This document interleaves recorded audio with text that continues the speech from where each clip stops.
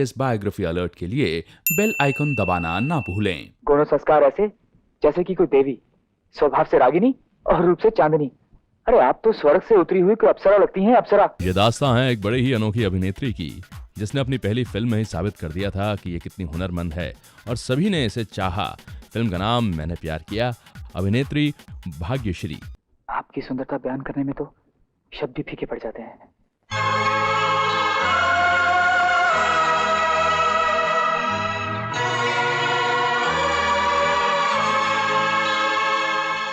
इनका जन्म 23 फरवरी सन 1969 में हुआ। इनके पिता श्रीमान विजय सिंह राव पटवर्धन सांगली के राजा।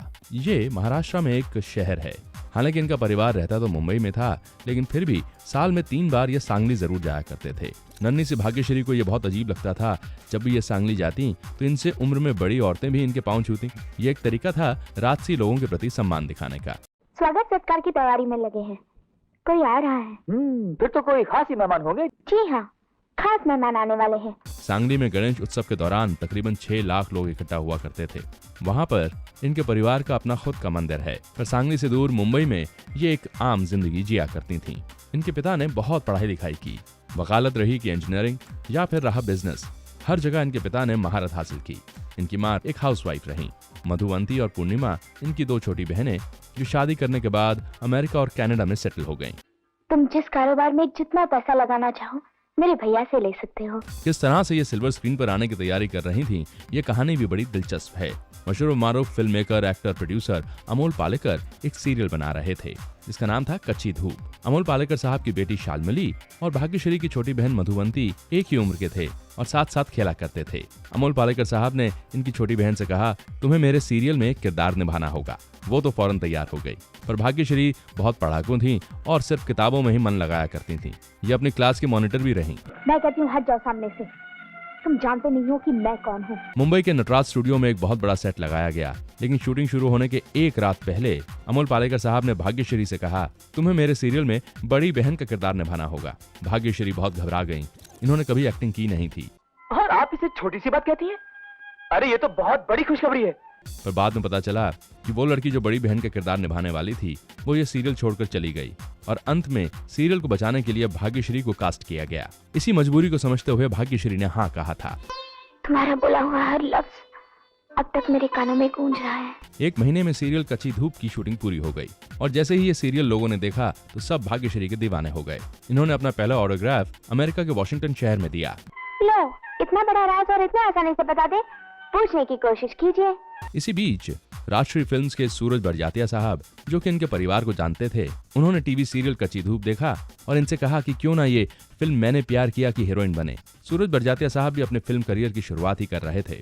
शुरू में तो जरा नानुकुर हुई, पर उसके बाद जब कहानी सुनी तो भाग्यश्री रो पड़ी। कहने लगी कि ये तो बहुत ही अच्छी कहानी है। पर फिल्म के लिए इन्होंने तब भी हाँ नहीं कही थी। भगवान ने चाहा तब सब शुभ ही शुभ होगा। इनके बहाने थे कि मुझे कॉलेज अटेंड करना है, मैं कैसे कॉलेज के साथ साथ शूटिंग कर सकूंगी, मैं किसिंग सीन नहीं करूंगी, मैं सभी सभ्य कॉस्ट्यूम्स पहनूंगी। सूरज बड़जात्या साहब ने सारी शर्तें मानी। ये कॉलेज भी जाती रहीं और फिल्म मैंने प्यार किया की शूटिंग भी करती रहीं। सलमान खान इनके हीरो बने।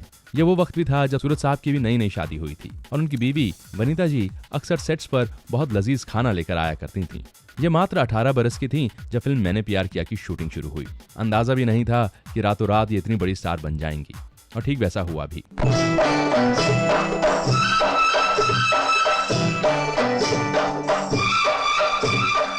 दरअसल मैंने प्यार किया की शूटिंग के दौरान ये खुद भी प्यार में थीं, इनके स्कूल के मित्र हिमालय के साथ। मैं तो यूं ही तुम्हारे लिए रुका हुआ था, पर दरवाजे पर 100 रिश्तों की लाइन लगी हुई है।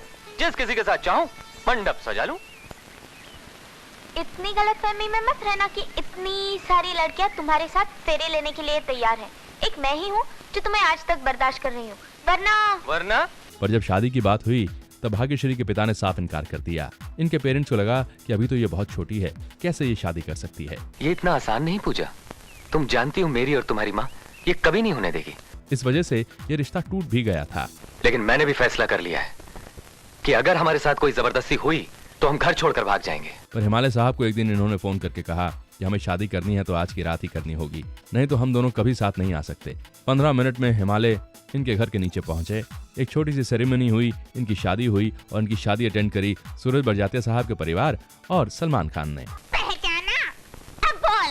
तेरे बेटे के सर से इस भूतनी का भूत उतार दो। रहने दे उछाइन, अब जब मेरे बेटे की मति मारी ही गई है और उसे भूतनी पसंद आ गई है तो मुझे भूतनी बहू भी स्वीकार है। इस शादी से इन्हें एक बेटा हुआ और फिर एक बेटी।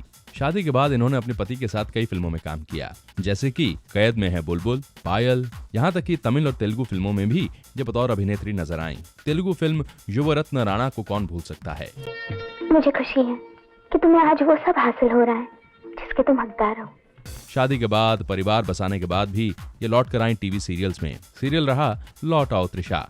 बाद में ये एक मीडिया कंपनी सृष्टि एंटरटेनमेंट की प्रमोटर बनी। इनके बेटे अभिमन्यु ने भी थिएटर और फिल्म की ट्रेनिंग ली। इनकी बेटी अवंतिका दरअसल एक्टिंग में दिलचस्पी नहीं रखती। पर भाग्यश्री उन गिनी चुनी अभिनेत्रियों में से हैं जिन्होंने अपनी पहली फिल्म में ही उतनी शोहरत हासिल कर ली जो बहुत सी हीरोइंस 20-20 फिल्मों के बाद भी नहीं कर पाती। मुझे किस चीज की कमी है? आप लोगों ने तो सब कुछ दिया है मुझे। यकीनन भारतीय सिनेमा के इतिहास में भाग्यश्री का नाम सदैव गर्व से लिया जाएगा। महान प्रतिभाओं के जीवन के बारे में जानने के लिए सब्सक्राइब करें पीपल एंड हिस्ट्री।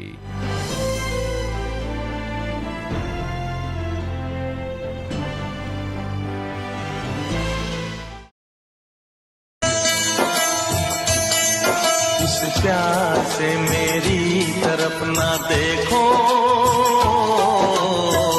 प्यार हो जाएगा। हम बुरे लोगों में आते हैं क्योंकि अकड़ नहीं सहते। एक तो दिमाग खराब रहता है, ऊपर से दब के नहीं रहते।